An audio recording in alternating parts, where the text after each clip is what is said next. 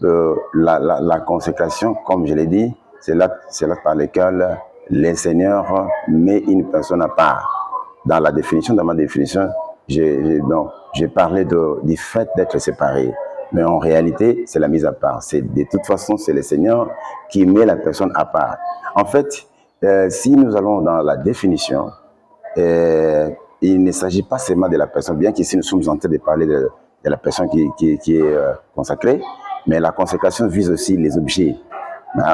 Tels que nous sommes ici à l'église, bon, les biens de l'église sont consacrés. Ce sont des biens qui sont pratiquement mis à part, essentiellement pour, n'est-ce pas, le travail du Seigneur. Alors, si je reviens à ce que tu as dit tantôt ici, tu as posé la question de savoir si un homme de Dieu doit absolument être consacré. J'ai dit oui. Oui, l'homme de Dieu doit être consacré. Mais il faudrait comprendre ceci. Parce que si nous référons à la Bible, nous allons remarquer que la consécration date depuis longtemps.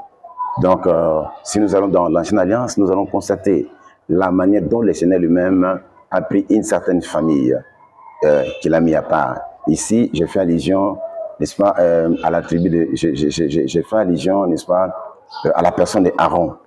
Aaron, le Seigneur l'avait pris et l'avait mis pratiquement à part pour son œuvre, pour son service. Aaron était souverain sacrificateur et le Seigneur, quand nous lisons dans Exode 29:9, nous remarquons la manière dont le Seigneur, n'est-ce pas, s'est séparé, enfin s'est approprié de cette famille-là. Le Seigneur a appelé pratiquement cette famille pour les mettre à part. Je ne voudrais pas seulement lire les textes pour gagner le temps, mais en fait, l'idée apportée par ces passages-là est l'idée selon laquelle le Seigneur, n'est-ce pas, a pris une personne comme Aaron, il l'a mis à part pour les sacerdoces.